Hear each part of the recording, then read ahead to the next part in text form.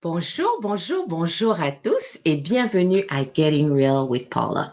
Aujourd'hui, nous parlons de découvrir notre leadership personnel avec mon invitée, Claudine Lance.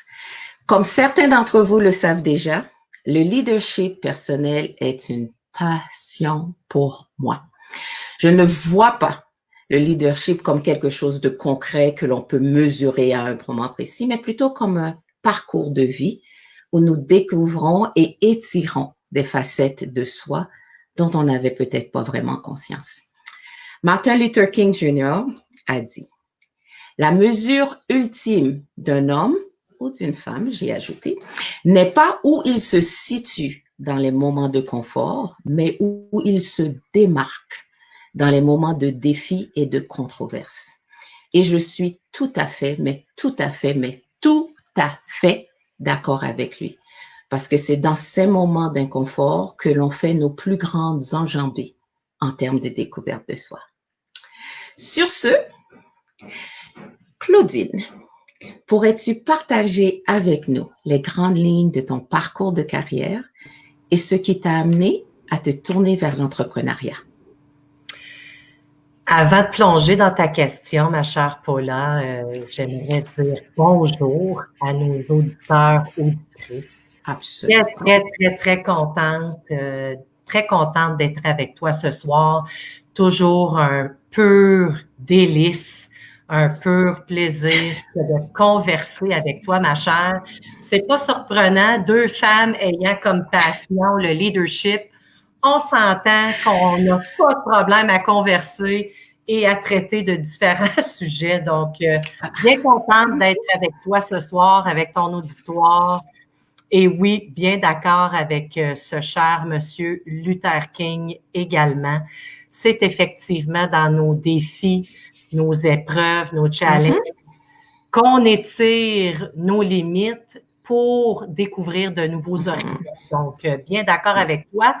Et brièvement, car je suis consciente qu'on n'a toujours pas réussi à arrêter le temps. Et on a une période quand même assez brève ensemble. Donc, je vais y aller de façon très globale, très résumée. Mon parcours, écoute, aussi loin que je puisse reculer, j'ai toujours été une grande fan de tout ce qui tourne autour des relations humaines, les ressources humaines, les relations interpersonnelles, les sciences sociales. D'un très jeune âge, j'étais très attirée vers ces disciplines-là. Donc, ça ne te surprendra pas qu'aujourd'hui, le leadership est ma passion. Donc, c'est par un parcours collégial en ressources humaines, psychologie, un baccalauréat en travail social que j'ai rapidement découvert que c'était mes passions.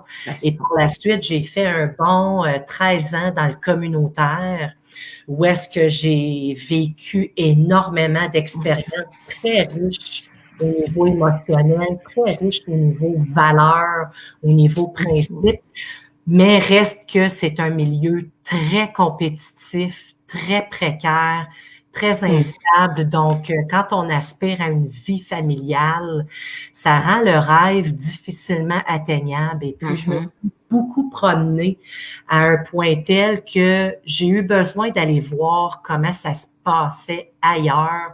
J'avais besoin d'un vent de nouveau, de renouveau, de changement, car je me disais, avant de devenir cliente moi-même, il serait peut-être temps que je voir comment ça se passe ailleurs. Donc, j'ai fait un bon 12 ans au gouvernement et puis tu sauras me seconder là-dessus, Paula, étant donné que tu as fait un certain parcours au gouvernement également, où est-ce que je me suis beaucoup impliquée dans les communications, dans les ressources humaines, valeurs et éthiques, et le syndicat pour les femmes également, pour assez rapidement me rendre compte que pour mon background en communautaire, j'ai vraiment baigné dans les disciplines qui me passionnent, mais l'environnement était difficile pour finalement aller vivre complètement à l'opposé au gouvernement, où est-ce que les conditions de travail et le salaire étaient beaucoup plus là, mais l'environnement ne concordaient pas avec moi, des sérieux clashs de valeurs, mais c'est correct parce que ça le fait de moi qui je suis aujourd'hui et je me sens privilégiée d'avoir connu les deux côtés du balancier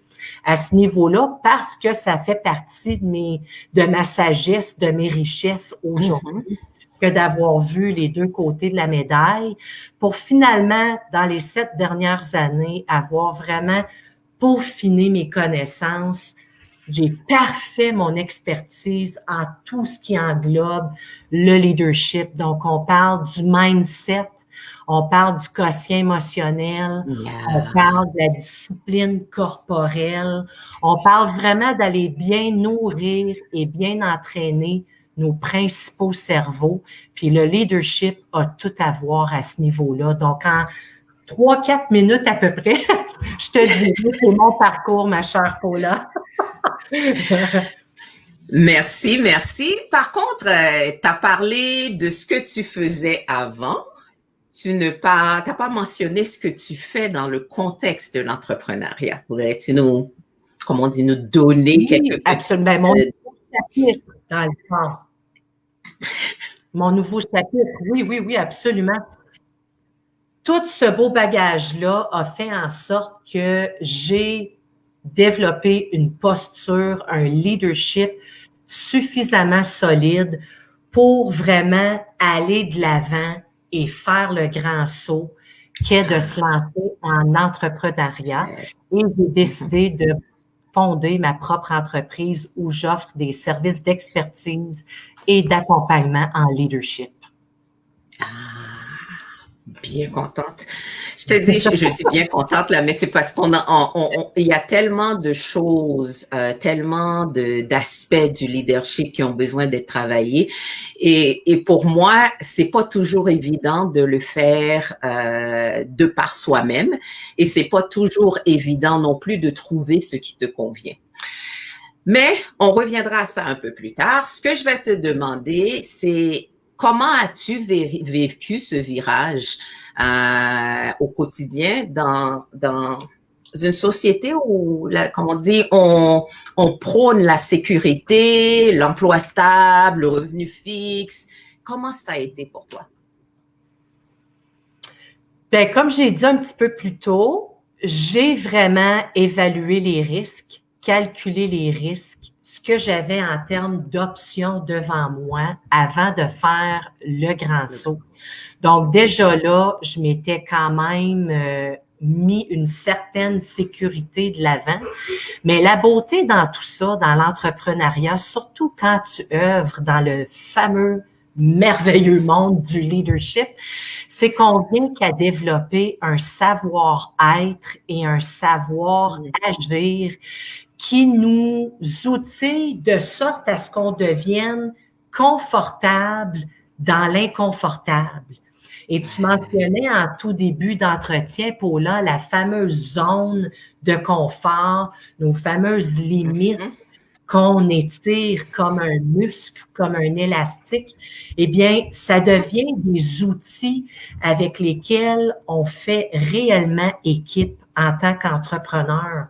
Et d'ailleurs, le cheminement qu'on fait à travers tout ça sont selon moi les premiers résultats palpables qu'on récolte de se lancer en entrepreneuriat. C'est vraiment au niveau de notre savoir-être, notre savoir-agir, notre résilience qu'on ressent les bienfaits de cette belle discipline-là en soi, qui est le leadership. Donc, oui, c'est certain qu'il y a eu des périodes de stress, des périodes d'inconfort, des périodes d'incertitude, mais c'est qu'en même temps, on sait très bien que pour devenir la personne qu'on a besoin d'être, pour avoir l'impact souhaité autour de soi, c'est la direction à prendre. C'est vers l'inconfort qu'on doit avancer, c'est vers les peurs qu'on doit foncer, parce qu'il y a un fameux dire en anglais qui dit « Your ideal destination is on the other side of fear ». Donc, traduit rapidement en français pour ceux qui n'ont peut-être pas bien saisi. Votre destination idéale est de l'autre côté de la peur.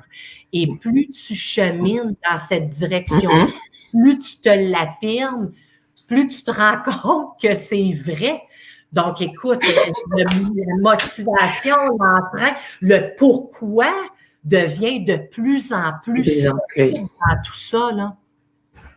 Ah, je t'entends, mais je t'entends tellement. Personnellement, là, si je retourne en arrière dans mes différents changements de carrière, parce que j'en ai eu aussi plusieurs, c'était toujours cet aspect où ça devient trop confortable, je commence à m'ennuyer. Et là, tu te demandes, mais si je vais de l'autre côté, qu'est-ce que ça voudra dire? Qu'est-ce que ça impliquera? Puis là, tu commences quelque chose de nouveau, puis il y a le petit cœur qui, est-ce que j'ai fait la bonne chose? Est-ce que ça m'amènera à ce que je... Et puis, effectivement, tu fais et tu découvres toujours non seulement des facettes de toi, mais tu découvres toujours quelque chose de nouveau. Personnellement, je peux dire de façon très certaine, là, la femme ici présente est une apprenante continue. Je m'ennuie à n'en plus finir quand on revient à faire la même chose. Mais ça, c'est moi. Ça ne veut pas dire que ça s'applique à tout le monde. Une autre question pour toi. Une fois que le saut a été fait, quand et comment as-tu réalisé que c'était vraiment la bonne décision pour toi? Est-ce qu'il y a eu un moment pour toi? Bien, c'est drôle qu'on dise le saut parce que j'ai littéralement fait un saut en parachute octobre 2017. Et il y avait toute une symbolique en arrière de tout ça. Il y avait tout un état d'être derrière cette action-là. Et c'était littéralement le fameux reset, le fameux je remets le compte à rebours à zéro. Et c'est littéralement dans tous ses sens un nouveau départ. Donc, c'est vraiment un saut que j'ai fait. Mais je dirais que c'est dans comment tu perçois et comment tu approches ton quotidien que, là, je parle en jeu, que je me suis vraiment réaffirmée que c'était la bonne décision, que j'entreprenais la bonne trajectoire, la bonne destination, que c'était la bonne tracée sur laquelle je m'étais positionnée. Parce que ça revient un petit peu à ce que je disais à la question juste avant, c'est que la vie devient plus simple en devenant meilleure. Parce que pour moi, le leadership, c'est vraiment la relation qu'on entretient avec soi-même. Plus nous la nourrissons, plus nous investissons en elle, plus elle nous permet de découvrir qui nous sommes réellement. Et de là, les actions qu'on met en place sont beaucoup plus alignées, beaucoup plus en concordance avec qui nous sommes. Donc, au bout du compte, ton quotidien, c'est de cette façon-là qui s'allège, c'est de cette façon-là qui devient plus vivant, qui devient plus stimulant, qu'on se lève avec motivation le matin.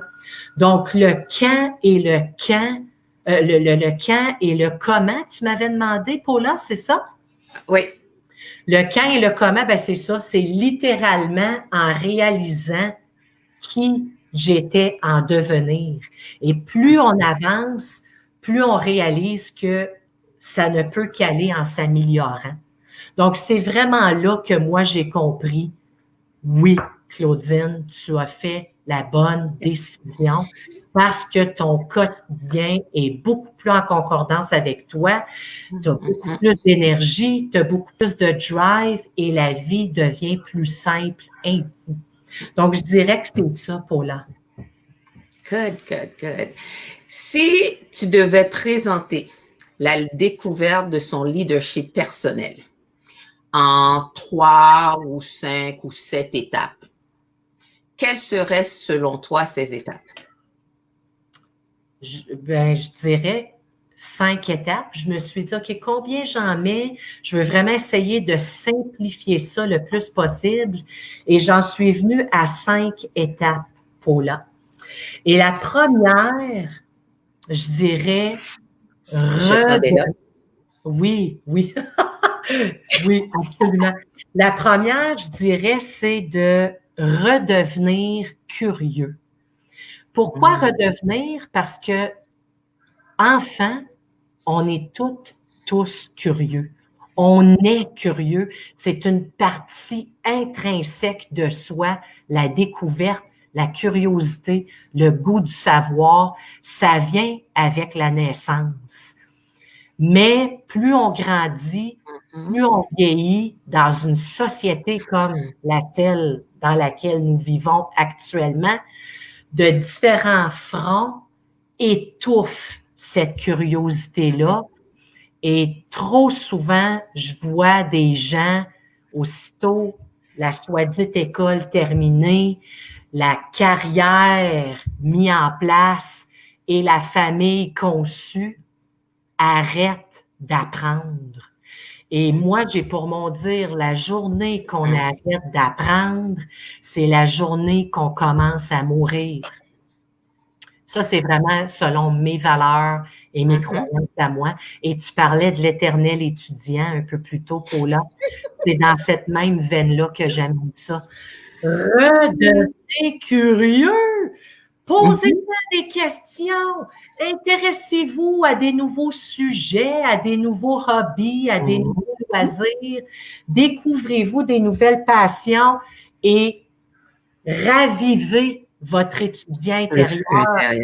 Quand notre étudiant est vivant, nous gardons jeunes, notre cœur reste jeune. J'ai rarement passé pour mon âge, Paula. Et c'est parce que je garde mon étudiant vivant en moi. J'aime entouré de plus jeunes que moi parce que c'est eux qui nous indiquent les courants à venir, c'est quoi qui s'en vient, les nouvelles tendances. C'est eux qui amènent la nouveauté, le vent frais, la fraîcheur. Donc, la deuxième étape, la première était de redevenir curieux. La deuxième étape est de raviver son étudiant intérieur. Troisième étape, se découvrir ou se redécouvrir de l'intérieur. Le leadership est un processus intérieur et non extérieur. Car la première personne qu'on doit parvenir à influencer et à intégrer le changement, c'est soi-même. Et encore aujourd'hui, on parle du leadership et c'est souvent l'influence qu'on a chez autrui, autour de soi. D'accord, ça fait partie de l'équation. Avant de se rendre là, on doit rediriger tout ça vers soi-même.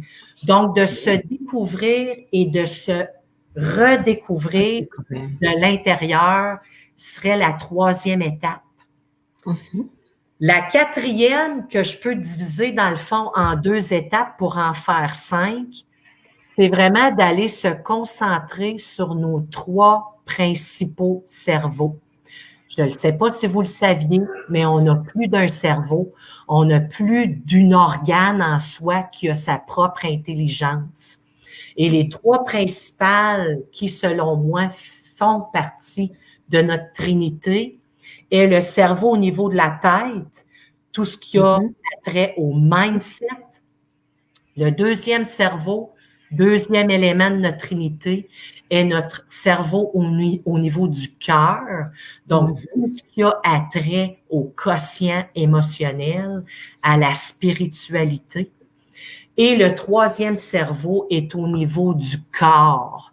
Et c'est vraiment quand on réalise et qu'on met en pratique l'interreliance entre ces 3 éléments-là de notre trinité, qu'on adopte et on incarne réellement une posture du leader qui nous propulse de l'avant. Et les 2 étapes à ce niveau-là, pour ces 3 cerveaux-là, je dirais d'abord Devenez curieux à savoir comment nourrir ces 3 cerveaux-là. Et la deuxième, disons, la deuxième sous-étape de cette étape-là est de bien entraîner ces 3 cerveaux-là. Donc, bien nourrir et bien entraîner les 3 cerveaux de notre Trinité vient au niveau de la 4e et de la 5e étape. Donc, je dirais, là, si on peut vraiment synthétiser ça, Paula, je dirais ce sont les 5 étapes pour vraiment aller à l'aventure de ce qu'est la découverte de son leader intérieur. Je vais te poser la question parce que pour moi, comme on dit, quelle que soit la façon dont on définit le leadership personnel, ce qui retient vraiment mon attention, c'est l'aspect où tu dis bien entraîner ces 3 éléments-là. Et est-ce que tu pourrais donner des exemples pour les gens qui sont peut-être pas dans le domaine du leadership? Ça veut dire quoi entraîner ma trinité là? Oui, absolument. Rapidement, au niveau du cerveau, de la tête, du mindset, quand on parle de nutrition et d'entraînement à ce niveau-là, c'est d'abord et avant tout de prendre conscience du type d'information qu'on consomme. Et Dieu sait qu'aujourd'hui, on est bombardé d'informations tellement que ça en devient une réelle distraction.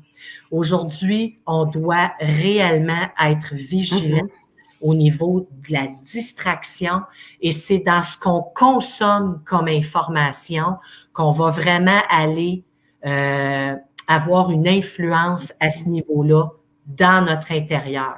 Donc, prenez conscience de ce que vous consommez comme information et plutôt que d'aller vers les nouvelles, d'aller vers les réseaux sociaux, d'aller vers des moyens de communication qui diffusent énormément de fausses informations, énormément de distractions et énormément de négativité, aller plutôt vers des informations où est-ce que le pivot est autour du développement personnel, de la croissance personnelle, d'élever sa conscience, de travailler au niveau de son mindset. Écoutez, c'est tellement accessible de nos jours. Je pense aux différents webinaires, je pense aux podcasts, je pense aux blogs. C'est très accessible de nos jours. Donc, numéro 1, prenez conscience du type d'information que vous consommez. Deuxième point, rapidement, informez-vous, devenez curieux de ce que sont les paradigmes. Tout comme un disque dur, on peut déprogrammer pour reprogrammer différemment. Donc, allez vous cultiver et éveiller votre étudiant en vous et allez vous éduquer, vous informer sur ce que sont les paradigmes.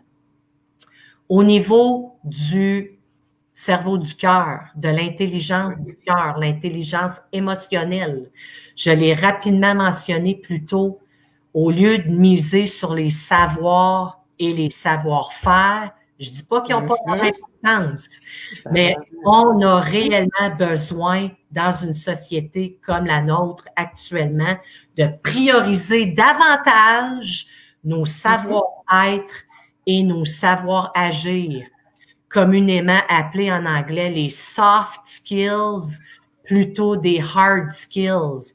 Donc, allez vous éduquer sur les savoir-être.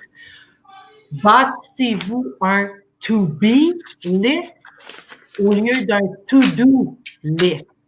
Un des grands savoir-être que je crois qui est extrêmement important de travailler pour faire davantage équipe avec notre leader est l'intégrité. Et ce que j'entends par intégrité, assurez-vous que vos bottines suivre vos babines.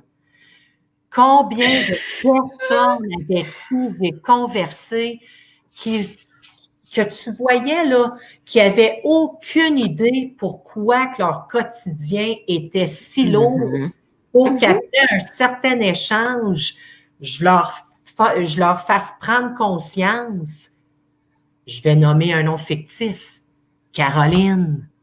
C'est comprenable que tu as de la difficulté, ma belle, parce que ce que tu dis être et ce que tu mets en action est deux. C'est complètement deux mondes. Donc, prenez conscience de ce que vous verbalisez et évaluez-vous. Analysez votre quotidien et posez-vous comme question, est-ce que je verbalise? Je le mets réellement en action. Exemple bien simple, juste pour caricaturiser tout ça, Paula, et je cible absolument personne avec mon exemple, c'est juste pour rendre ça clair. Exemple, j'ai de mes amis qui vont me dire qu'ils sont tannés d'avoir un 25 livres en trop, qui croient à la bonne santé physique, aux saines habitudes du quotidien, mais je les vois aller manger au McDo du 2 puis du 3 fois semaine. Voyez-vous ce que je veux dire? Assurez-vous que ce que vous verbalisez concorde avec ce que vous mettez en action.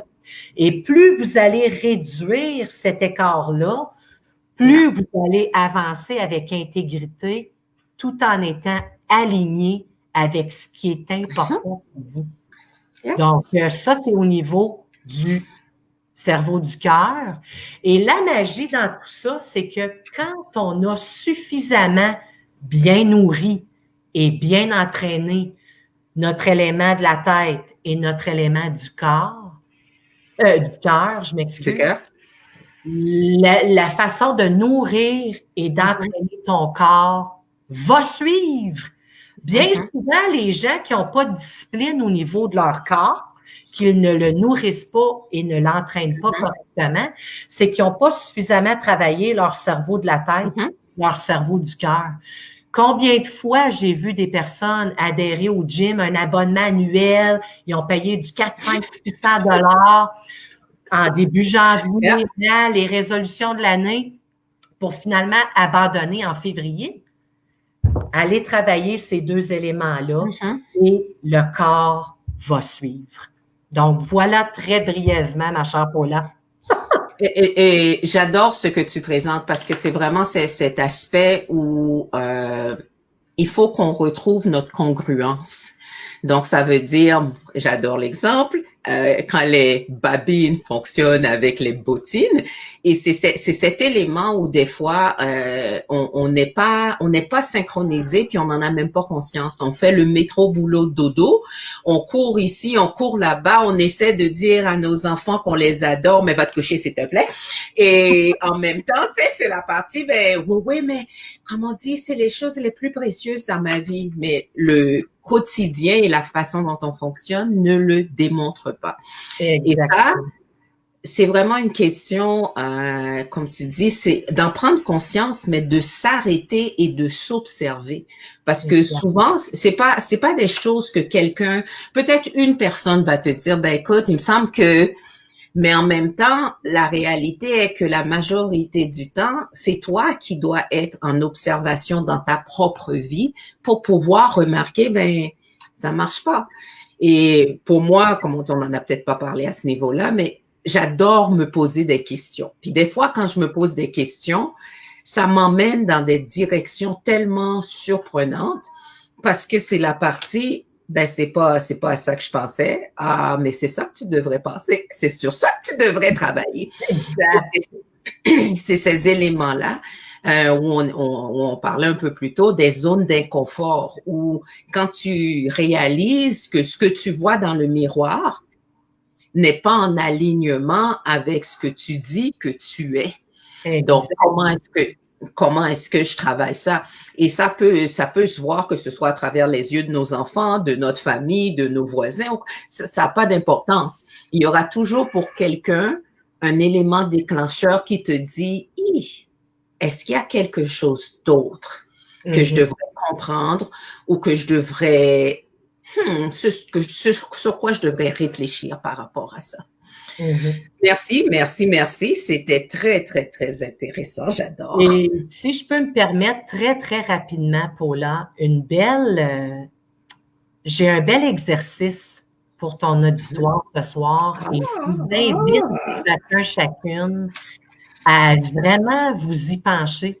Ça va sembler vraiment simple, vraiment banal, mais vous allez voir à force de cheminer dans votre intérieur, plus vous arrivez à vous simplifier, plus la magie s'installe.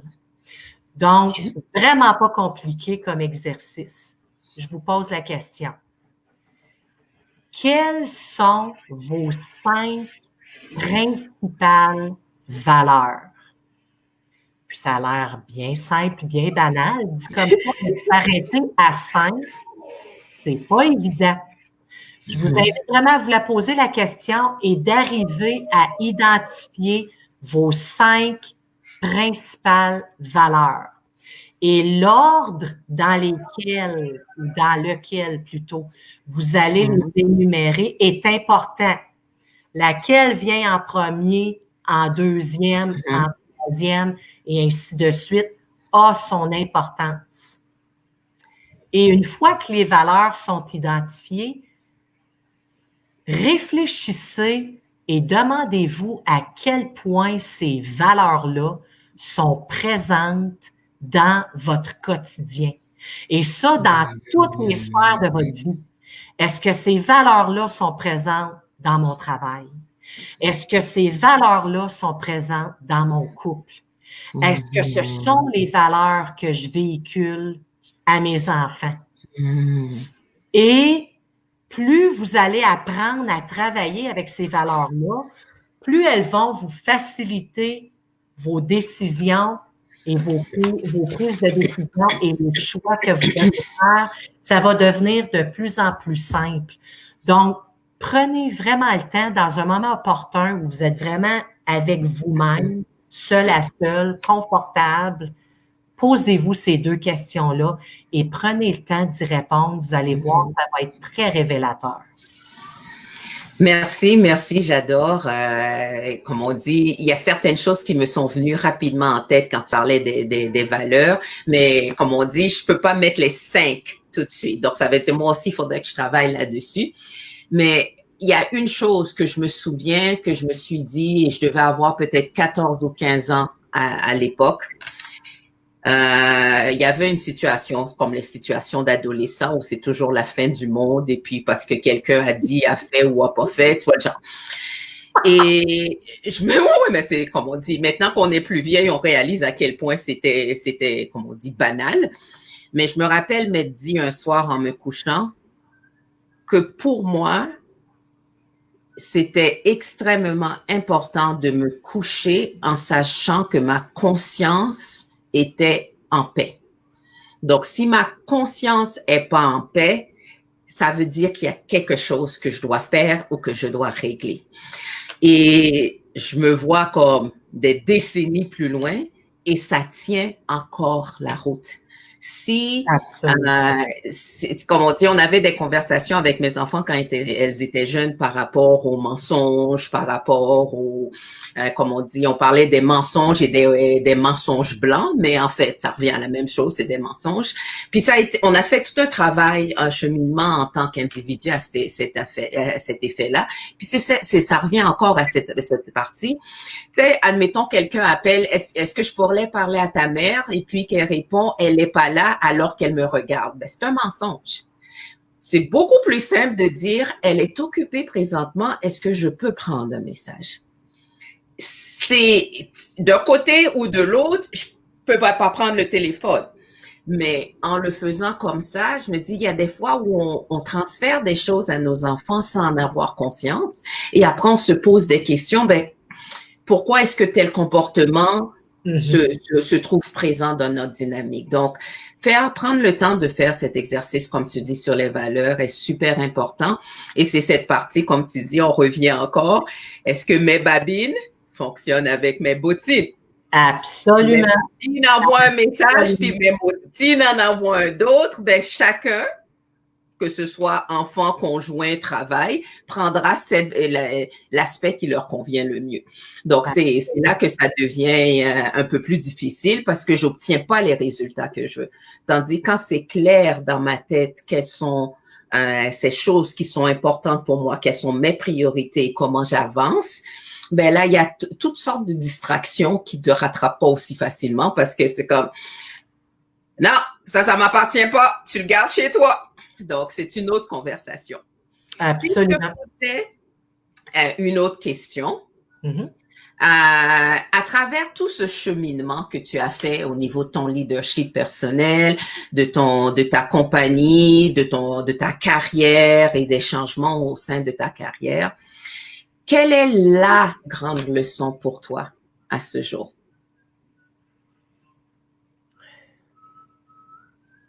Je pense que ce serait, puis je suis consciente que ça fait deux, trois expressions anglaises que j'apporte à l'émission ce soir, mais je vais m'assurer de traduire.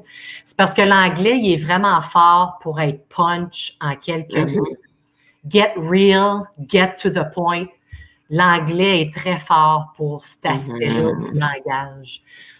Et je dirais la leçon que j'ai le goût de partager ce soir, c'est trust in the process. Si consciemment, tu mets des actions en place à tous les jours pour réellement te découvrir de l'intérieur, pour réellement t'investir dans ta relation, ton leadership, relationship, leadership. Donc, si à tous les jours, consciemment, tu mets des actions en place pour te découvrir davantage de l'intérieur, l'univers va te supporter, va te soutenir dans tout ça, parce que c'est la quête d'une vie. C'est la raison pour laquelle on a été mis sur cette planète, c'est de découvrir quelle est ta vérité, quel est ton message, quel est l'impact que tu veux laisser autour de toi, ta marque, ton héritage que tu veux cultiver pour autre chose. C'est vraiment à ce niveau-là que je vous dis, allez de l'avant. Trust in the process. Faites confiance en l'univers. Découvrez-vous de l'intérieur. Faites équipe avec votre leader et c'est de l'avant que vous allez aller et votre vie va être de plus en plus légère à travers tout ça. Parce que la seule façon que la vie devient plus simple, c'est en devenant meilleure. Donc, c'est la leçon que je dirais. Trust in the process, Paula. Trust in the process. Tout à fait d'accord. Je pense pas que je peux ajouter quoi que ce soit. Et c'est vraiment la partie dans ce processus, c'est aussi reconnaître. Et puis, je pense qu'il y a trop de gens sur Terre qui ne connaissent pas quels sont les talents ou les dons avec lesquels ils ont été créés et ce que eux sont supposés apporter à ce monde. Donc, j'ai peut-être choisi d'être infirmière ou d'être bibliothécaire ou encore d'être avocat. Il n'y a pas de problème à le faire. Mais si je me rends compte à un moment donné que, ça ne m'amène aucune passion. Comme on dit, le fait que je suis pas stimulée, je suis pas intéressée, ça vient de jouer négativement sur ma famille, sur mon conjoint, sur X, Y, Z. Mais ça veut dire, arrête-toi, réfléchis et essaie de comprendre ce qui se passe. Et c'est vraiment l'univers a une façon de te ramener à l'ordre pour que tu t'enlignes en fonction de ce que, comme on dit, ce pourquoi tu as été créé. Et malheureusement, je le dis souvent, puis là je le répéterai encore une fois ici, on demande à nos jeunes de décider ce qu'ils feront pour le reste de leur vie aux alentours de 17-18 ans. Ils ne savent même pas qui ils sont encore, mais il faut décider maintenant. Absolument. Je le sais, Paula, je le Euh, sais. écoute, je suis une grande fille, je dois avouer, je suis une grande fille, puis je sais pas encore c'est quoi ma version finale, mon potentiel essentiel. Tout ce que j'ai fait jusqu'à présent va me guider dans ce que je vais devenir. Mais en même temps, ce que la personne que j'étais à 20 ans n'est pas c'était pas le plein potentiel que je peux reconnaître en moi maintenant. Et je sais que dans 20 ans, il y aura encore quelque chose de plus. Mais il faut que je choisisse, comme tu dis, de le nourrir, de le cultiver, d'être curieux et d'aller chercher. Parce que c'est pas automatique que tout te tombe sur les cuisses. C'est que fantastique! Puis même ceux qui gagnent à la loterie, je vais vous dire honnêtement, d'après les statistiques, la plupart des gens qui ont gagné à la loterie ont perdu tout ce qu'ils avaient gagné dans la première année. Oui, donc, parce qu'ils n'étaient pas alignés avec leur appel, leur raison d'être, leur pourquoi. La plupart du temps, quand tu gagnes à la loterie, tu l'as pas cultivé et tu l'as pas fait grandir cet argent-là. Là. Ça t'est tombé tout cru dans la bouche sans savoir quoi faire avec.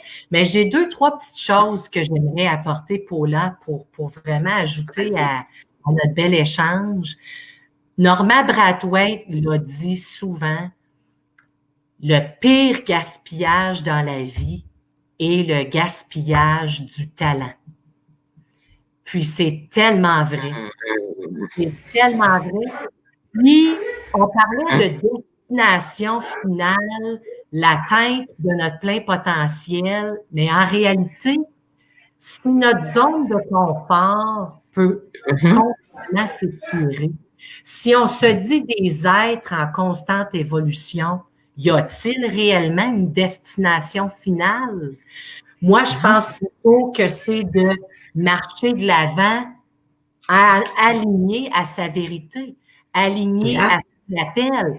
Là, je dis pas à tout le monde, quittez votre emploi demain matin puis partez-vous en emploi. C'est pas ça que je suis en train de dire, là. À chacun son appel, à chacun sa vérité, mais c'est en se découvrant de l'intérieur que vous allez mettre le doigt sur votre appel, que vous allez mettre le doigt sur votre vérité. Tu sais, le leadership, là, il est aussi individuel que l'être en soi. À chacun son style, mais c'est d'arriver à le dessiner, votre style de leadership. C'est ça, la Et tu parlais des expressions anglaises, puis il y en a une qui me vient en tête de façon tellement marquée. Dare to be different. Ose être différent des normes, comme on dit, de montrer tes propres couleurs, ose chercher ce qui t'appelle vraiment. Et tant qu'on ne le fait pas, on se retrouve dans une société avec des gens qui font des dépressions, qui cherchent toutes sortes de distractions pour mettre du piquant dans leur vie. Mais c'est parce que j'ai pas été chercher de l'intérieur qu'est-ce qui a besoin, qu'est-ce que mon intérieur me demande. Et comme tu dis, il y a soif, il est désaltéré, il est, comme on dit, il est déshydraté, ça fait des années que tu n'as pas donné à manger. Donc, c'est comme, non, que ce soit l'alcool, que ce soit les voitures de luxe, que ce soit les voyages, tout ça, c'est de l'extérieur. Mais il faut que tu ailles le chercher à l'intérieur. Donc, merci pour cette belle conversation et d'avoir choisi de passer ce moment avec nous. Comme on dit, pour moi, c'est toujours un plaisir de t'avoir dans ce genre de conversation et d'être en mesure d'étirer mutuellement nos réflexions, mais aussi peut-être qu'il y a une personne quelque part dans l'auditoire qui va se dire c'est exactement ce que j'avais besoin d'entendre aujourd'hui. Absolument. Si ça se passe, boum! Comme on dit, pour nous, c'est le plus beau cadeau. Oui, c'est le plus beau cadeau. C'est le pourquoi qu'on va de l'avant avec notre projet d'ailleurs. Effectivement, on a tous des projets de vie et réaliser que, et puis dans ma philosophie, de toute façon, je ne pense pas que les talents qui nous sont donnés ou accordés sont des choses qu'on doit garder pour soi. Ce sont des choses qu'on doit partager avec d'autres pour leur permettre à eux aussi d'aller chercher ce dont ils ont besoin. Ben, c'est de gagner de valeur, c'est bonifiant pour toute partie intégrante de ce mouvement-là, de cette énergie-là. Là. Entraidons-nous ensemble, nous sommes un. Donc, si je fais une différence autour de moi, inévitablement, je vais en ressentir le retour. Là, Mais ça, on pourra partir sur une autre... On pourrait. Et je ris parce que tu dis ça, puis il y a un autre proverbe qui vient en tête, et c'est un proverbe africain qui dit « Seul, je vais plus vite, mais ensemble, on va plus loin. » Et ça, en bout de ligne, là, on veut y aller ensemble. Là. Ça me donne rien de courir pour arriver à la fin, puis qu'il y a personne qui m'attend là-bas. Donc, comment est-ce qu'on travaille avec les autres aussi là-dessus? Donc, merci pour d'avoir choisi d'être avec nous. Je te souhaite bien du succès dans tous tes projets et je sens que tu vas faire une différence. La façon dont je t'entends parler, ce que tu as laissé traverser, je dis, ouf, ça va être bon. Merci beaucoup. Et c'est mutuel, le sentiment est mutuel. Je suis convaincue qu'on va célébrer nombreuses réussites et nombreux cheminements ensemble, ma chère. Merci. Prends soin. Toi aussi. Prends soin tout le monde à l'antenne. Ça m'a fait plaisir. Bye bye.